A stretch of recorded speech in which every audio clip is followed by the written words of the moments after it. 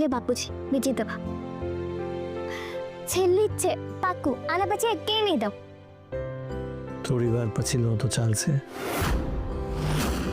હું પછી લઈ લઉં છું ને બેટા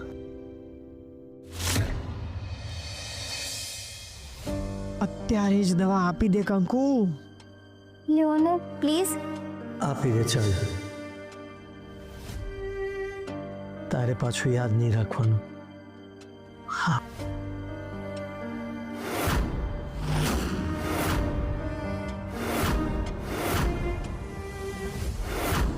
પપ્પા તમે છે ને જલ્દીથી સાજા થઈ જાઓ હા એટલે કંકુની એટલી દવા ઓછી યાદ રાખવાની પ્રિયા બેટા કંકુ જો ને કેટલી સેવા કરે છે મને તો લાગે છે કે અઠવાડિયા પછી કોઈ દવા લેવાની જરૂર જ નહીં પડે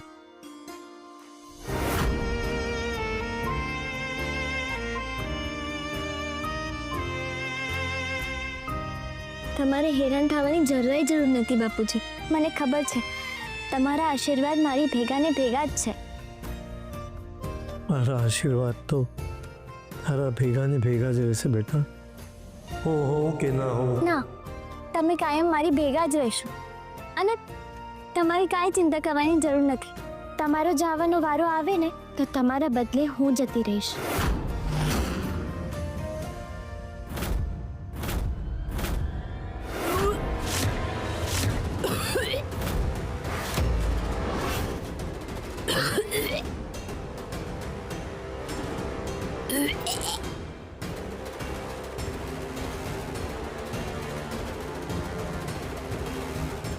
શું થાય છે તમને ગોળી ભારે પડી ગઈ એવું લાગે છે તો આપણે વિવેક કુમારને વાત કરીએ કદાચ આની વધારે આડઅસર ન થાય સારું આપણે એક દિવસ રાહ જોઈ લઈએ મને લાગે છે કદાચ વીકનેસના લીધે હોઈ શકે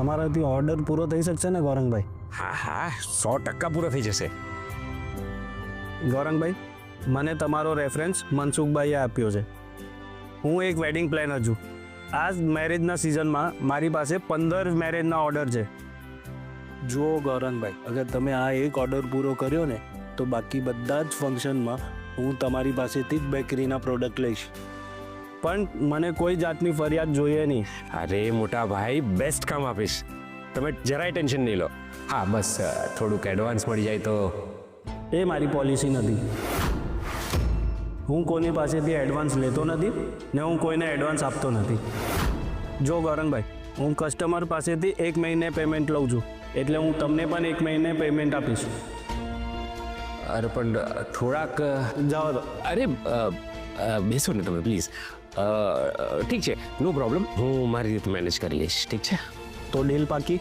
હા હા પાકી ચાલો મળીએ થેન્ક યુ ગૌરંગભાઈ કોંગ્રેચ્યુલેશન્સ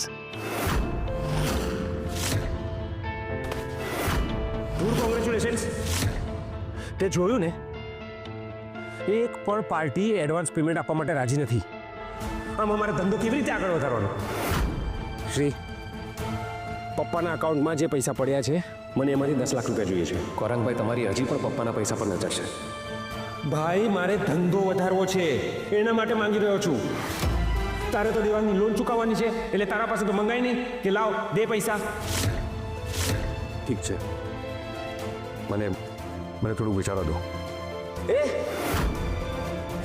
શું વિચારવા દો તને શું લાગે છે હું ભિખારી છું મેં એવું ક્યાં કહ્યું ગૌરંગભાઈ હું ખાલી એટલું જ કહું છું કે મને થોડોક ટાઈમ આપો પૈસાની વ્યવસ્થા કરવા માટે મારા પાસે ટાઈમ જ નથી શ્રી મેરેજ સિઝન હમણાં પૂરી થઈ જશે પછી મારે શું કરવાનું નવી સિઝનની રાહ જોઈને બેસી રહેવાનું ના મારી પાસે એવો ટાઈમ નથી મારે ધંધો આગળ વધારવાનો છે દુકાન મોટી કરવાની છે અને પછી ફ્રેન્ચાઇઝી આપવાનું શરૂ કરવાનું છે અને એના માટે મને પૈસાની સખત જરૂર છે ઠીક છે હું સમજી ગયો મને થોડોક સમય આપો હું મારી રીતે વ્યવસ્થા કરી લઈશ ક્યાં સુધી મારે શું કરવાનું પૈસાની લાલચ કર્યા વિના રાહ જોવાની ઠીક છે સિમ્પલ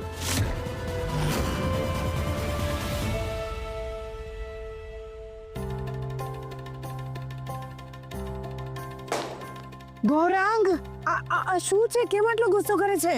શ્રી મને રાહ જોવાનું કહે છે, અને એ પણ એવી રીતે જાણે કે હું કોઈ લાલચુ હોઉં. એના મનમાં લાલચ બેસી ગઈ છે. તો તું યાદ રાખજે, એ દેવાંગની લોન પણ નથી ચૂકવવાનો. નક્કી કોઈક નવી વાત લઈને આવશે અને પછી એનાથી પણ હાથ ખંખેરી લેશે. ગૌરાંગ, આ બધું છોડો. અત્યારે તમે માત્ર ને માત્ર તમારા કામ ઉપર ફોકસ કરો. કયું કામ? મેં તને કહ્યું ને, મારું કામ પૈસા વગર આગળ નથી વધવાનું, અને પૈસા મને મળવાના નથી. મારા પાસે એવો ટાઈમ નથી. અને જો 2 દિવસ હજુ આવું ચાલ્યું ને તો મારે દુકાન બંધ કરવાનો વારો આવશે. અને તું યાદ રાખજે, આના પછી હું તારું પણ કાંઈ જ નહીં સાંભળું. પછી જે થવાનું એ થાય. ગૌરાંગ સાંભળો. ગૌરાંગને હું આવી રીતે નથી જોઈ શકતી. છતાં પૈસે હાથ ફેલાવવો પડે એવી કન્ડિશન આવી ગઈ છે. કંઈક તો કરવું પડશે. મારે ગોળીની માત્રા વધારવી પડશે, નહીં તો ગૌરાંગના કારણે મારી આખી રમત બગડી જશે. બાપા પછી હતા પચા કેટલા થાય એ ના થવાતું. શું કરવાનું તને? હે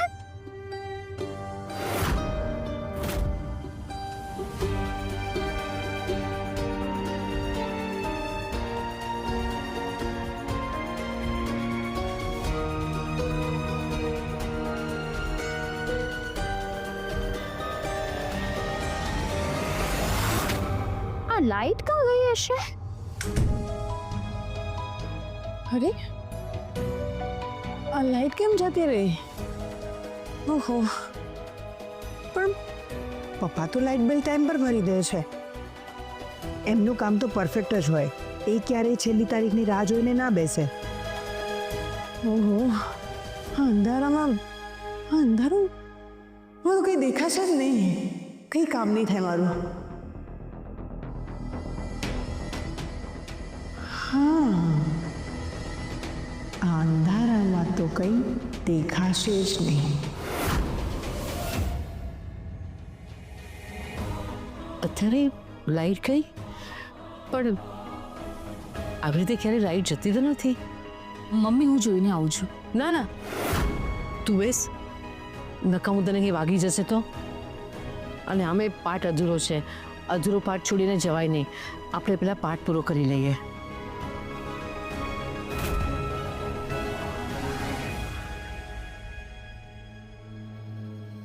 ઓહો, હા લાઈટ પણ જતી રહી. ખબર નહીં કેવી રીતે અચાનકથી.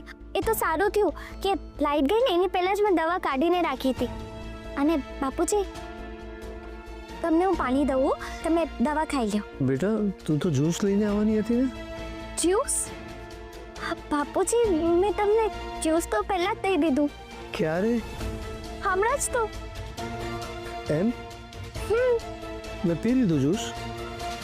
હા હા, તમે ભૂલી ગયા બાપુજી? મને લાગે છે આ દવાની અસરથી હું ભૂલી જાઉં છું. અચ્છા,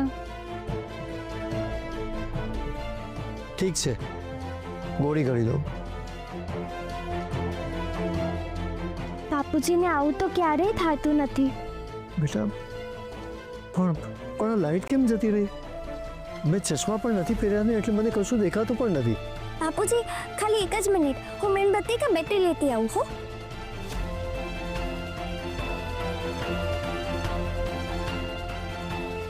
બાપુજી, અહીંયા ટોર્ચ નથી. હું છે ને રસોડામાંથી લઈ આવું. હો હા બેટા, હમણાં જ આવું છું.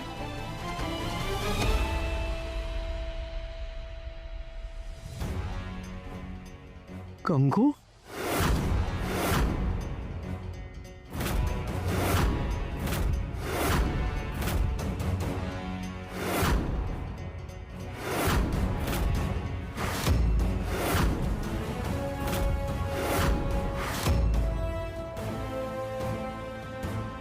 એટલે હવે 4 ગોળી ખાવાની? તને ના તો નહીં પડાય કંકુ. લાવ પાણી દે, એટલે તારી પણ ઈચ્છા પૂરી કરું.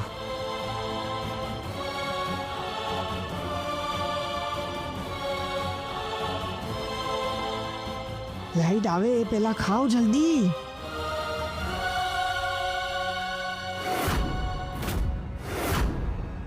ક્યાંક કોઈ આવી ના જાય. શું કરું? આજે ગોળી ખાઈને પપ્પા હવે કાયમ માટે સૂઈ જશે.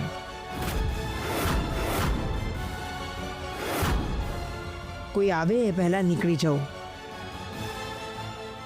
બાપુજી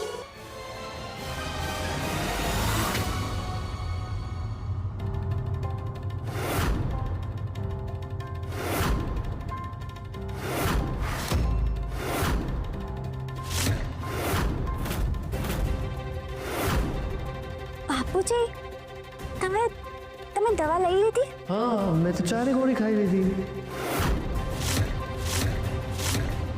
4? કેવી રીતે નીકળું?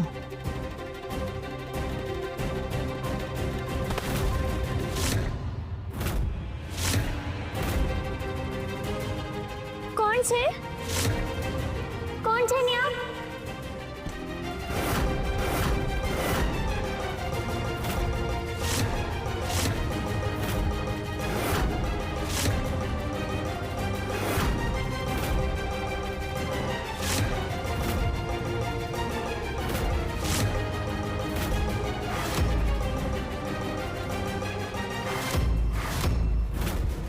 આ બેટરીને શું થયું?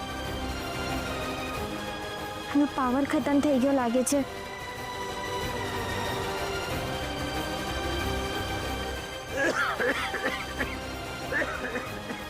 બાપુજી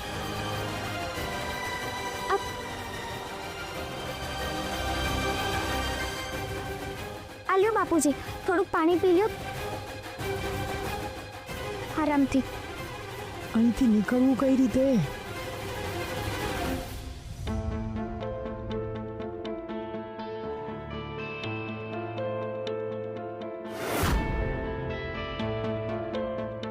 હજી લાઈટ નથી આવી. હું જઈને જોઈ આવું છું. મમ્મી ના, હું જઈને જોઈ આવું છું, તું અહીંયા બેસ. અરે યોગિતા, આવી હાલતમાં કંઈ વાગી જશે બેટા, અને નવી ઉપાધિ શરૂ થશે. તું બેસ, હું જ જોઈ આવું છું.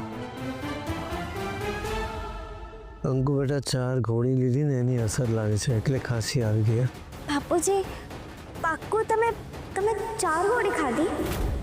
હા બેટા, તે તો આપીને 4 ગોળી મને. મેં તમને 2 જ ગોળી દીધી હતી. તો એમ હશે બેટા, તને તો ખબર છે ને, હમણાં હું બધું ભૂલી જાઉં છું, કંઈ યાદ નથી રહેતું બેટા. તમે બધી ગોળી એક સાથે લઈ લીધી હતી? ઓહો, આ વધારે પડતી લપ કરશે તો કંકુને શંકા જશે કે 2માંથી 4 ગોળી કેવી રીતે થઈ ગઈ. એટલે તમને અંતરાશ આવી ગઈ. બાપુજી તમને કેટલી વાર કીધું છે કે એક સાથે નહીં ખાવાની, એક એક કરીને જ ખાવાની ગોળી. કાંઈ વાંધો નહીં, પણ બાપુજી તમે જરાક યાદ કરી લો ને, તમે 4 ગોળી લીધી હતી કે 2 ગોળી લીધી હતી? 4 ગોળી લીધી હતી બેટા. પણ એ તો તમને 2 જ દીધી હતી. તો 2 હશે બેટા, મને યાદ નથી. હશ, હવે વાંધો નહીં. પપ્પાએ કંકુને મૂંઝવી દીધી. હવે ઝટ અહીંયાથી બહાર નીકળવું એટલે બસ. ઠીક છે, કાંઈ વાંધો નહીં. તમે હવે આરામ કરી લો, સૂઈ જાઓ. હાલો. તો પણ સુઈ જા બેટા. આ જ સારો ચાન્સ છે. અત્યારે કંકુનું ધ્યાન પપ્પા પર છે, ત્યાં હું જલ્દીથી નીકળી જાઉં.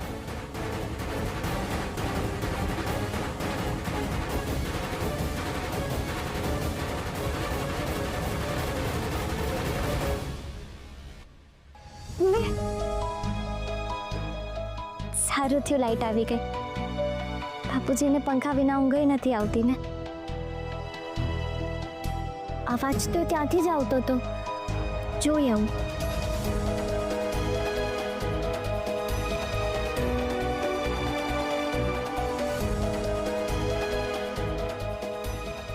અહીંયા તો કોઈ નથી. કદાચ ઊંઘના કારણે છે ને મને જ આભાસ થઈ ગયો હશે.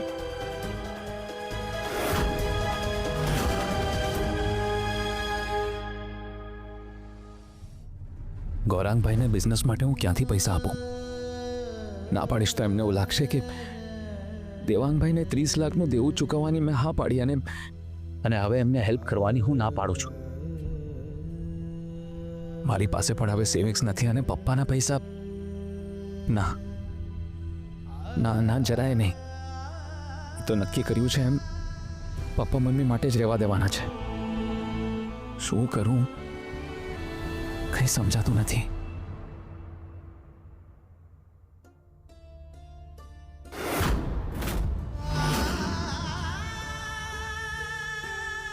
શ્રી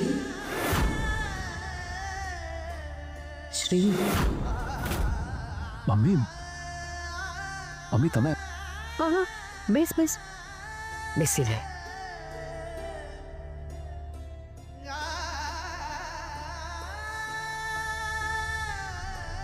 શ્રી બેટા કોના વિચારમાં છે? કઈ ને મમ્મી. શ્રી બેટા તારી મમ્મીથી વાત છુપાડી નહીં શકે. નક્કી કોઈનો વિચાર કરી રહ્યો છે. મમ્મી હું કઈ નથી. શ્રી કંઈક તો વિચારે છે. જો ને લાઈટ આવી ગઈ છતાં પણ મીણબત્તીઓ લાવવાનું ભૂલી ગયો ને.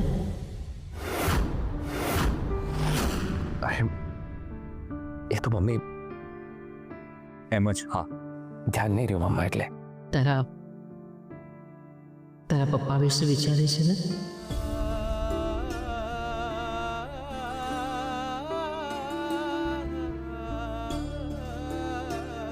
મમ્મી મારાથી એમની હાલત નથી જોવાતી હવે. મમ્મી એ કંઈ બોલતા નથી, કોઈ ફરિયાદ નથી કરતા, પણ મને એમની લાચારી દેખાય છે. અને હવે છે ને મમ્મી એ લાચારી મારાથી નથી જોવાતી. ભલે બધું પહેલા જેવું પાછું ગોઠવાઈ ગયું, બધા વચ્ચે સમ થઈ ગયો, પણ તારા પપ્પાના મનમાં એ બધી વાત એમની એમ છે. હું એમને ઓળખું છું ને. આટલા વર્ષોનો સંગાત છે અમારો. શ્રી તારા પપ્પા હંમેશા કે પોદળો પડે તો થોડી ધૂળ તો ઉડાડે છે. માણસના શબ્દો પણ એવા જ હોય છે. સારા હોય તો સારા લાગે, અને જો ખરાબ હોય ને તો માણસના મનમાં હંમેશ માટે છાપ છોડી દે. છેલ્લે વર્ષો સુધી ભૂલાવી નથી શકાતી.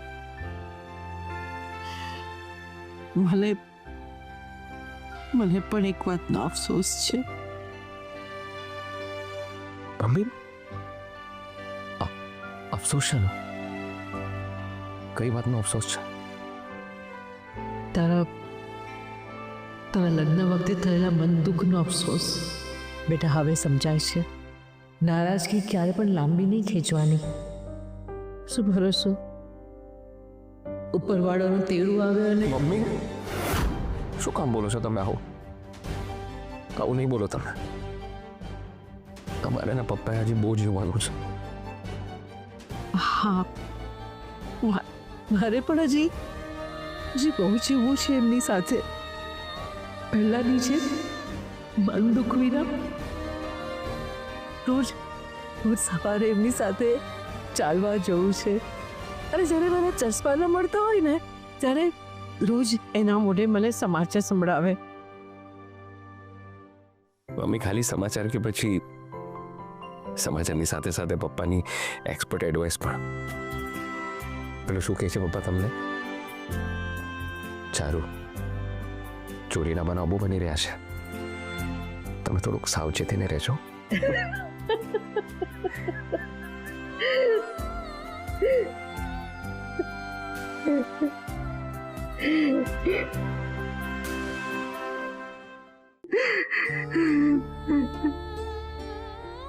શ્રી તું કઈ કર દે, એમને ઊભા કરી દે ને.